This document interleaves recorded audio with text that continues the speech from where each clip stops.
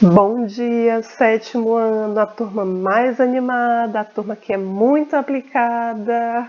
Olha, eu estou com o início da nossa apostila. Acredito que todos os professores já falaram isso para vocês durante a semana. Estamos iniciando o nosso terceiro bimestre. Exatamente, estamos iniciando o nosso terceiro bimestre. E para esse terceiro bimestre, nós vamos estudar a diversidade natural e as regiões do Brasil. Tudo bem, pessoal? Eu quero que vocês peguem a apostila de vocês para vocês poderem acompanhar comigo, porque depois eu vou fazer perguntas, eu vou colocar atividades e eu quero todos vocês respondendo, acompanhando o vídeo, certo? Posso contar com vocês? Então, beleza, pessoal. A gente vai começar falando. Olha que imagem maravilhosa, não é? Nós vamos começar falando sobre as formações vegetais nativas do Brasil, que são aquelas formações vegetais que se desenvolveram sozinhas, sem que precisasse que ninguém plantasse, tá? Olha só, a extensa diversidade de paisagens que temos aqui no nosso país acaba sendo resultado da interação de diversos fatores ambientais, como por exemplo, o clima, o solo, a rede hidrográfica, a altitude. Escrevam isso para vocês ficarem lembrando sempre, tá? Então são esses fatores que fazem com que o Brasil apresente uma diversidade de paisagens muito grande, tá? Clima, solo, rede hidrográfica, altitude, latitude, certo? Dessas relações entre todos esses elementos acabou desenvolvendo-se uma grande variedade de vegetação. A floresta amazônica, por exemplo, ela se desenvolveu em razão da presença majoritária de chuvas abundantes e também de temperaturas muito elevadas durante todo o ano. Ou seja, foram condições totalmente propícias para o desenvolvimento de uma formação vegetal que ela é muito exuberante e com uma biodiversidade gigantesca. Já por outro lado, a combinação de temperaturas altas e pouca precipitação, lembrando que quando eu falo precipitação eu estou me referindo à chuva, acabou resultando na vegetação de caatinga, com espécies adaptadas a essas condições ambientais.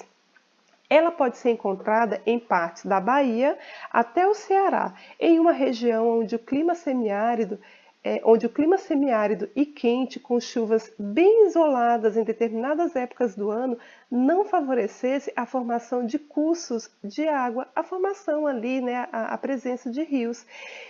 Tampouco a presença de grande variedade de espécies vegetais, por conta dessa escassez de chuva. Então aqui, se vocês observarem, ó, a floresta amazônica, que eu acabei de falar, e a caatinga, aqui, olha, que é a região mais seca do nosso território. Certo, pessoal? Então a gente vai estudar algumas características dos principais tipos de vegetação que se desenvolvem aqui no nosso território, tá? E quando a gente fala de formações vegetais, a gente está falando da floresta amazônica, da floresta tropical, da mata de araucária, do cerrado, caatinga, do pantanal, da vegetação litorânea, do campos e também das matas dos cocais. Aqui nós temos a floresta amazônica, a área que essa floresta ocupa corresponde a mais de 50% do território brasileiro. Olha como ela é gigante, né? Conta também com uma grande quantidade de espécies de árvores que podem chegar até cerca de 60 metros. Tanto a fauna quanto a flora, elas são bem diversificadas, certo? Essa região, né, a região ali da floresta amazônica, ela chega a abrigar cerca de 10% de todas as espécies do mundo. Muitas espécies animais e vegetais dessa floresta ainda são desconhecidas e não foram também catalogadas. Aqui tem uma imagem, tá, da floresta amazônica com a presença de muitos rios, inclusive os rios eles são bastante sinuosos, olha, eles têm essas curvas. Isso significa, quando o rio ele é bastante sinuoso, significa que o relevo é plano. Então as águas correm lentamente e vai formando essas curvas. Normalmente quando o rio é de planalto, que as águas descem com muita velocidade, o rio ele é mais reto. Tudo bem? E a gente vai falar um pouquinho aqui da floresta tropical, que ela se estende por uma vasta área do território brasileiro, do litoral do Nordeste até a região sul do país. Vamos olhar aqui no mapa a floresta tropical, aonde ela está abrangendo no nosso território. Aqui, olha, floresta tropical, aqui, olha, tá vendo do Rio Grande do Norte até Rio Grande do Sul. Tá vendo como é gigante, porém ela é bem estreita, né? Mas ela tem uma importância muito grande e que inclusive, né, abrange aí boa parte do estado do Rio de Janeiro. Ah, sim, lembrando que a floresta tropical, ela é também chamada de Mata Atlântica, certo, pessoal? Então é a nossa exuberante Mata Atlântica.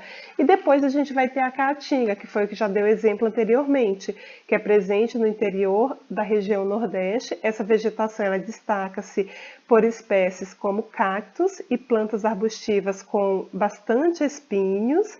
E para se adaptarem a um ambiente seco de clima semiárido, essas plantas acabaram desenvolvendo um mecanismo para conservar água em suas estruturas, como é o caso dos cactos. Aqui em Paraty pode haver alguns lugares que têm a presença de cacto, porque essas vegetações elas acabam também sendo pingadas por outras.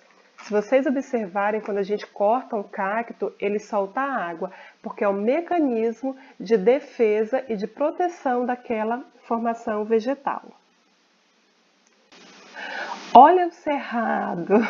Observem como que é a vegetação do cerrado, que tem tronco bastante retorcido, tá?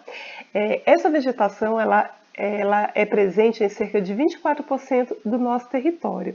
E ele é formado por extensas paisagens com árvores e arbustos bem espaçados e também uma vegetação rasteira, como está mostrando aqui a imagem, tá? Tem árvores arbustivas, porém uma vegetação mais rasteira. Algumas espécies de árvores nativas dessa vegetação acabam apresentando esses troncos bem retorcidos, as cascas que são muito grossas e que são adaptadas para resistirem também às queimadas naturais, que são queimadas que ocorrem com frequência no período da seca, que normalmente vai ali de abril a setembro. E logo depois as plantas elas voltam a brotar no período de chuva, que esse período de chuva já vai ali de outubro a março. Então, olha como as árvores elas se adaptam a essas características. Elas têm cascas mais grossas para poder se adaptar ao período dessas queimadas. Agora vamos falar dessas matas dos cocais. Na minha região tem bastante, tá, pessoal? Lá no Maranhão, lá onde eu morava. São formações vegetais que elas são constituídas principalmente por palmeiras de babaçu e também de carnaúba, e que são muito aproveitados para a economia local. Dela acaba se extraindo o coco, né, dessas duas. Se extrai o coco, se extrai a madeira, as folhas, a fibra, tudo dessas palmeiras se utiliza para produzir artesanato, utiliza na culinária, nos cosméticos. Inclusive o babaçu, eles fazem sabonete, óleo para cozinhar, óleo para o cabelo. A casca do coco babaçu, ela é utilizada para fazer carvão vegetal. A palha, ela é utilizada para fazer artesanato. O tronco é utilizado na construção de casas, é utilizado na atividade madeireira. Então, as matas dos cocais é formado por uma vegetação de palmeira, tá? E essas palmeiras, elas são utilizadas quase que 100% delas. E campos, pelo próprio nome, né, a gente já pode identificar aí, que são formados especialmente ali por vegetação herbácea, como por exemplo, as gramíneas, né, que são espécies de gramas, tá vendo? Bem rasteiras. E situam-se nos estados, principalmente ali da região sul do país. São formações vegetais que se desenvolvem em climas subtropicais, com temperaturas ali que são mais amenas, tá? Elas são mais frias.